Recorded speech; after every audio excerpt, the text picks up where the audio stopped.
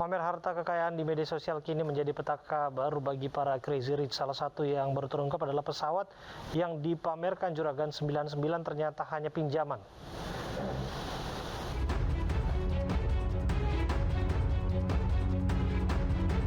Nama Gilang Widya Pramana dan Sandi Purnamasari sempat viral karena memiliki pesawat jet pribadi di usia muda.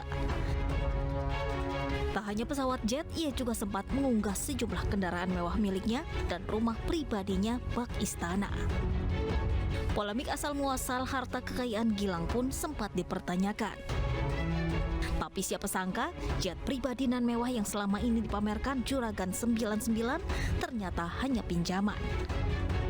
Pemilik salah satu brand kosmetik ini kini sibuk membantah banyak tudingan di media sosial soal asal-muasal hartanya yang melimpah. Ya, dan silakan saja juga bertanya ke yang bersangkutan. Yang pasti saya tidak pernah menanggapi, saya tidak pernah mau berkonflik dengan siapapun. Biarkan orang berkata jelek tentang saya, berkata buruk tentang saya, menjatuhkan saya, tapi saya tidak pernah menanggapi dan tidak pernah menanggapi. Pria ini buka suara ke publik setelah ramainya tudingan di media sosial. Bahkan menyebut harta kekayaannya berasal dari sejumlah pejabat yang ditahan dalam kasus KTP elektronik. Untuk membahas fenomena apa yang sedang terjadi telah bergabung bersama kami pengamat sosial Devi Ramawati. Assalamualaikum, selamat malam Mbak Devi. Waalaikumsalam Mas. Ya, Mbak Devi, kalau menurut Anda apa sebetulnya yang terjadi? Utamanya kalau kita lihat yang paling baru ini kan Juragan 99, dia mengaku punya jet pribadi, ternyata dibantah itu hanya pinjaman. Belakangan dia juga mengaku 600 miliar omsetnya per bulan gitu. Saya kok merasa curiga dengan apa yang semua dikatakannya. Ya, sebenarnya tidak ada yang salah bagi orang-orang yang kemudian memiliki bisnis, memiliki usaha, tapi kemudian yang menjadi tantangannya adalah apa yang kemudian mereka demonstrasikan ternyata tidak sesuai kenyataan dan mendorong pihak lain untuk mengikuti jejak mereka dengan cara-cara yang tidak tepat.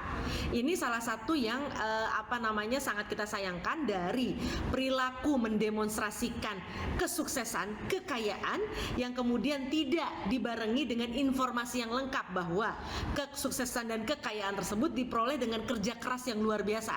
Karena inilah yang kemudian mendorong ada sebagian orang yang ingin meniru perilaku hidup seperti itu, tapi dengan jalan menghutang misalnya, atau dengan jalan korupsi misalnya, atau bahkan dengan jalan menipu orang lain. Disinilah titik malapetaka dari aksi mendemonstrasikan kekayaan atau kemewahan tersebut.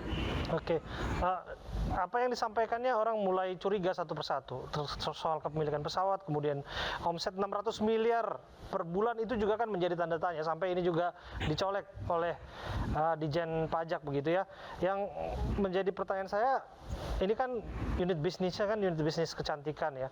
Saya tidak tahu persis berapa hitungannya, tapi kalaulah dia memang bisnis minyak goreng kan, ya bisa saja dia untung sebesar itu di masa-masa saat ini. Tapi apakah kita harus menerima kenyataan apa yang dikatakan begitu saja?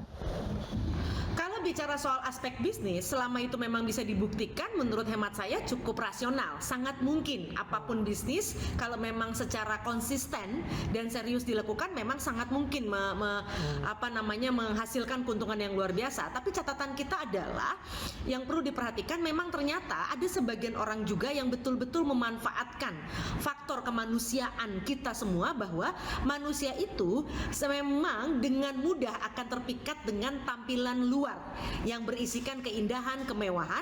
Kenapa? Ketika mereka melihat ada orang yang mampu menampilkan kemewahan, mereka langsung akan percaya bahwa orang ini adalah orang yang hebat, orang yang bisa sukses, sehingga kemudian apapun yang mereka katakan, apapun yang mereka lakukan cenderung dipercayai. Nah, inilah yang kalau kemudian dilakukan oleh orang-orang yang memang punya niat jahat, maka seperti yang kita lihat belakangan ini, bisa mampu menjerumuskan banyak orang, tidak peduli latar belakang apakah orang tersebut orang berpendidikan atau orang yang punya banyak uang, akan banyak orang yang terperosok dalam pesona-pesona yang semu tersebut.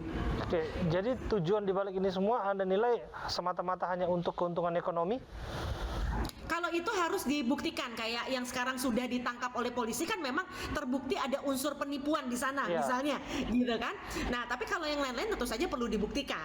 Tapi yang perlu saya sampaikan adalah kita perlu menampilkan bentuk empati terhadap situasi pandemi saat ini, di mana banyak sekali orang yang sulit, yang mengalami kesusahan, mempraktekkan atau mendemonstrasikan kekayaan kalau tidak lagi-lagi tidak dibarengi dengan mempraktekkan bahwa ini kerja keras yang luar biasa sulitnya, tentu akan dimaknai berbeda oleh banyak orang yang tadi justru mendorong orang lain untuk melakukan hal-hal yang di luar nalar, di luar kemanusiaan, yang justru bisa membahayakan banyak orang. Ya, apa saran Anda bagi siapapun yang terlanjur mengikuti, bahkan mereka terlanjur mengidolakan lah sosok-sosok yang memamerkan kekayaannya di media sosial?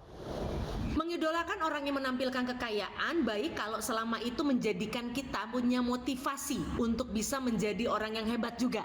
Asalkan catatannya adalah untuk menjadi orang hebat, tempuhlah jalan-jalan yang halal, jalan-jalan yang benar, yang jauh dari praktek-praktek pemidanaan hukuman. Ya, itu nampaknya menjadi closing yang sangat menarik. Terima kasih atas penyampaian Anda, Mbak Devira Mawati, pengamat sosial, sudah berbincang bersama kami. Seorang pria bersama 3 rekannya di Kabupaten Bekasi, Jawa Barat ditangkap polisi atas dugaan pembegalan. Sang ayah pun terus berjuang demi kebebasan anaknya karena diduga terdapat sejumlah kejanggalan dalam kasus tersebut.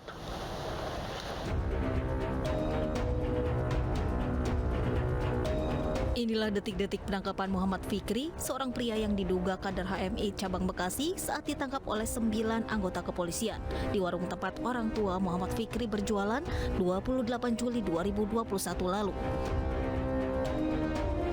Muhammad Fikri dan ketiga rekannya ditangkap petugas Reskrim Polsek Tambelang atas dugaan pembegalan yang terjadi pada 24 Juli 2021.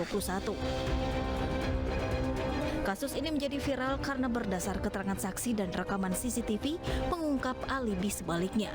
Karena saat dilakukan pengecekan dari kamera CCTV, saat jam kejadian pembegalan, Muhammad Fikri sedang tertidur di musola. Kasus ini pun menjadi janggal dan Fikri diduga menjadi korban salah tangkap. Itu nggak ada sama sekali interogasi, Pak. Cuman terakhir pulang tuh cuma ngisi biodata sendiri aja. Kita tuh masih di dalam mobil sebagian. Dan di dalam mobil ini kita juga ngedenger gitu kalau mereka tuh diintimidasi. Ada kekerasan dari pihak anggota. Saat ini orang tua Muhammad Fikri sudah melakukan berbagai upaya keadilan dengan melakukan pengaduan ke Propam, Komisi 3 DPR, Komnas HAM, hingga LPH Jakarta dan berharap anaknya segera dibebaskan. Benarkah ada kejanggalan dalam penangkapan 3 pemuda yang diduga melakukan pembegalan di Bekasi, Jawa Barat? Untuk mengetahui seperti apa kronologi penangkapannya, kita akan bergabung dengan orang tua korban dugaan salah tangkap, yaitu Pak Rusin. Assalamualaikum, selamat malam Pak Rusin. Waalaikumsalam, selamat malam Pak. Ya, Pak Rusin, sejauh ini upaya Anda untuk menemukan titik terang, termasuk mengumpulkan bukti-bukti bahwa ini semua adalah salah tangkap. Sejauh ini apa prosesnya Pak? Apa yang sudah dikumpulkan?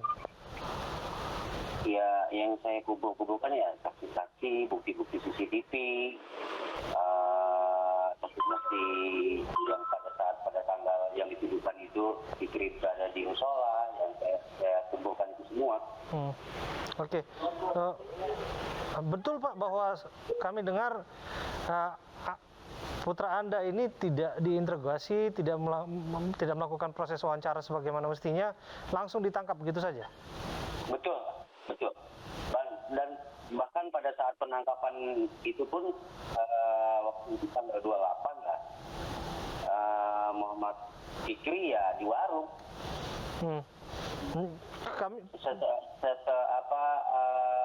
Setelah mengajar mengaji. Kami dengar bahwa pada saat kejadian ada beberapa keterangan yang mengatakan bahwa anak Anda sedang ada di musola. Betul. Ada bukti-bukti soal ini, Pak? Ada, kan kan ada CCTV, ada saksi juga pada saat tanggal 24 itu anak saya Muhammad Fikri ya sedang tidur, ada sekitar 4 orang Pak di situ. Oke. Yang ingin kita tahu, apakah anak Anda ini saling kenal dengan dua pemuda lain yang ditangkap juga, Pak? Oh, yang teman-teman yang ditangkap juga? Iya, betul. Ya kenal, memang kecilnya dia bersahabat. Memang berteman ya, Pak? Berteman, bahkan kecilnya itu ngaji di rumah saya, istri saya yang ngajarin. Oke. Ya, kami juga mengetahui, kami juga dengar bahwa saat ini ada beragam aksi yang dilakukan himpunan mahasiswa Islam juga, Pak. Ini Ya. yang mengadvokasi lah untuk anak Anda, Ya. keadilan untuk anak Anda. Betul. Sejauh mana proses ini berlanjut, Pak? Ya, tim advokasi saat ini ya sedang berjalan sih, Pak. Oke. Ya Pak, kita dengarlah ya Pak ya, nanti seperti apa prosesnya Pak. Kita ikutin maksud saya Pak ya. Saya dengar ini sudah berlanjut di berbagai instansi yang berwenang dan kita akan tunggu seperti apa benang titik terang kasus ini. Terima kasih Pak Rusmin atas waktu Anda.